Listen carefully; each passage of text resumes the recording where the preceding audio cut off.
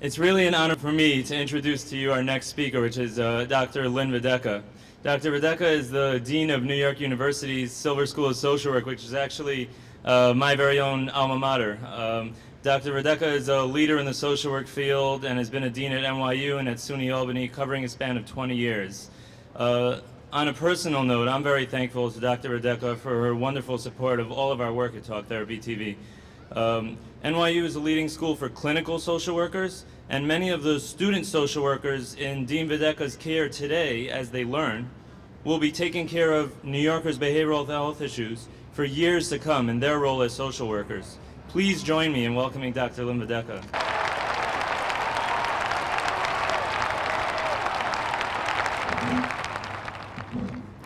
We are so proud of Jacob as a graduate of the New York University Silver School of Social Work. He really shows how innovative social workers can be, how progressive in their thinking, and how creative they can be in reaching people through media as well as in one-to-one contacts. I'm delighted to talk with you for a few minutes about what is the social work role in behavioral health care.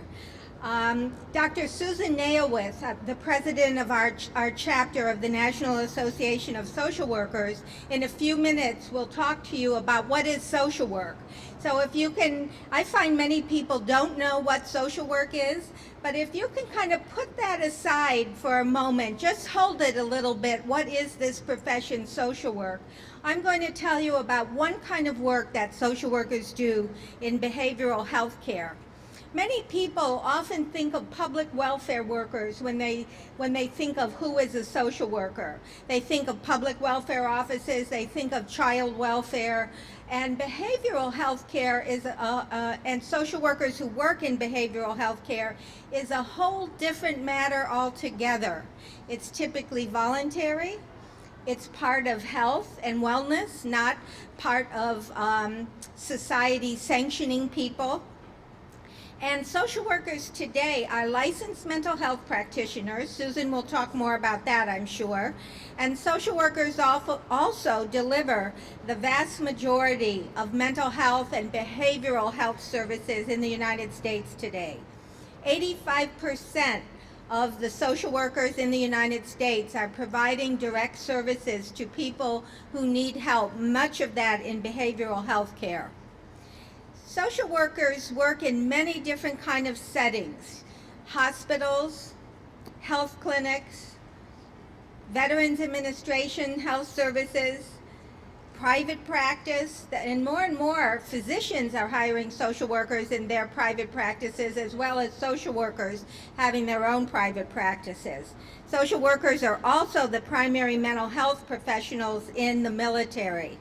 So you can encounter social workers in a variety of settings, and very often in a wide variety of settings, their role is to promote and assist your behavioral health.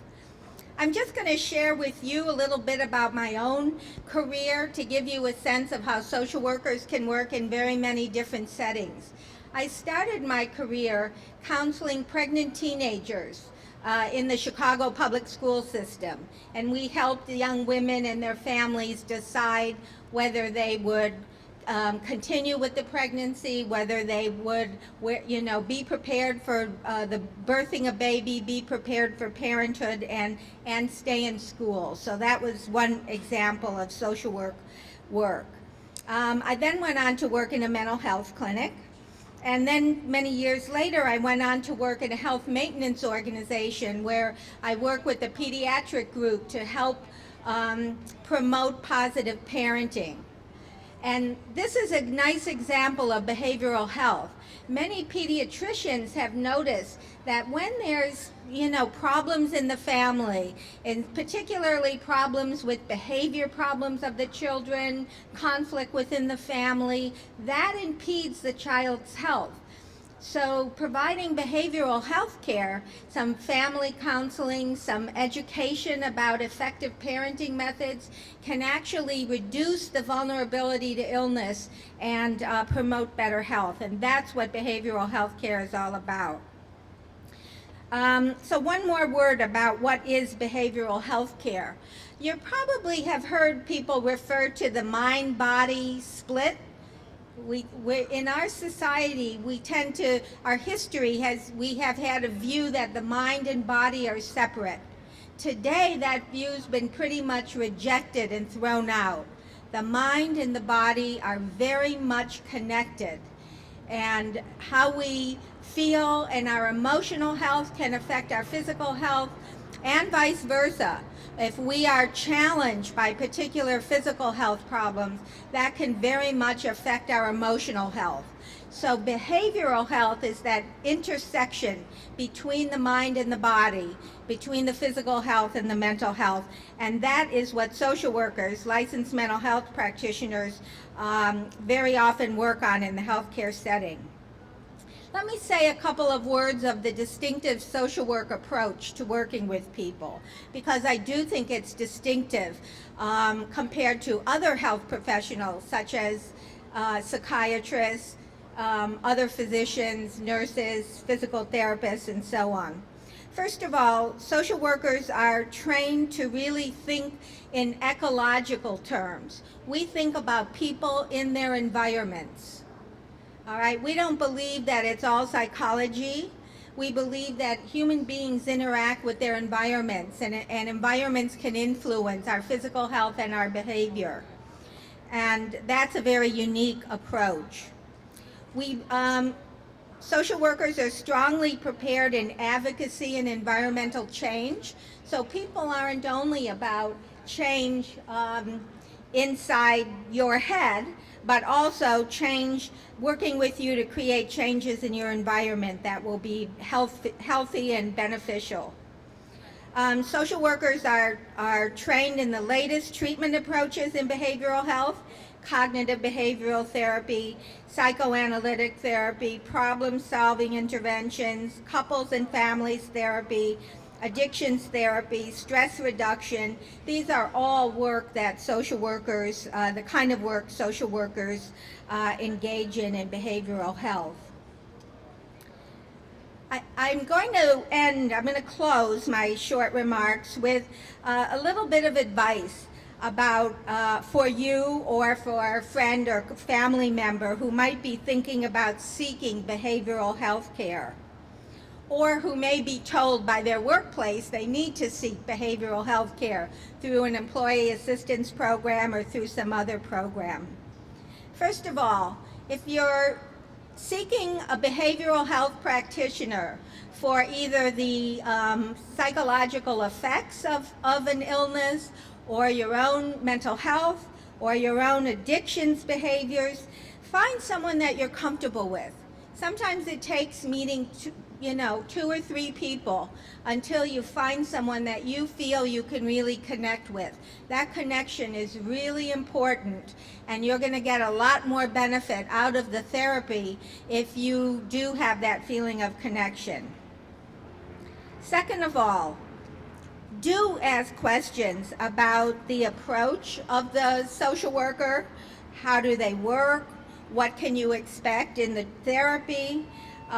Is the approach consistent with your beliefs and your point of view? Once again, if it is consistent, there'll be a lot better chance that you'll be happy with the services and that you'll achieve the goals you set out to achieve. Number 3, here's a little motto I like to always tell myself, something to remember. 1, we can sometimes change ourselves, right? We can change ourselves. We can always change ourselves. It's hard to do, but we have that power. 2, we can sometimes change our situation, right? If we're really unhappy in a job, we can get up and leave and find another job. Tough in this economy, I know, but we have the ability to change some situation. But 3, we rarely can change another person. And the reason I'm giving you this piece of advice right now to keep in mind is because studies have shown most people who are coming in for, especially for mental health services, are coming in saying someone else is the problem. It's my spouse who's the problem. It's my child who's the problem. It's my mother-in-law who's the problem. And that's always a particular challenge because a behavioral health practitioner isn't, if your mother-in-law isn't along with you in the appointment, there's not going to be much odds of changing your mother-in-law. So we always need to think, what can we do to change the situation? And just keep that in mind because it's easy to say, if only so-and-so wasn't, you know, acting up in my life, I'd be a lot happier, healthier, etc. Finally, what do you expect when you go to a behavioral health practitioner? You should expect empathy, warmth, genuineness. These are called the 3 common factors. And if you don't find that, you know, you don't think that the practitioner is understanding you as warm, that might not be the right person for you. You should expect very high competence. You will find very high competence in social workers as well as many other mental health practitioners. And I want to encourage you, behavioral health is more and more available as a holistic part of healthcare. And I want to encourage you to make the fullest use of it so that you can achieve the goals you have in your life and you can achieve all the wellness that you want for yourself and your family. So thanks very much.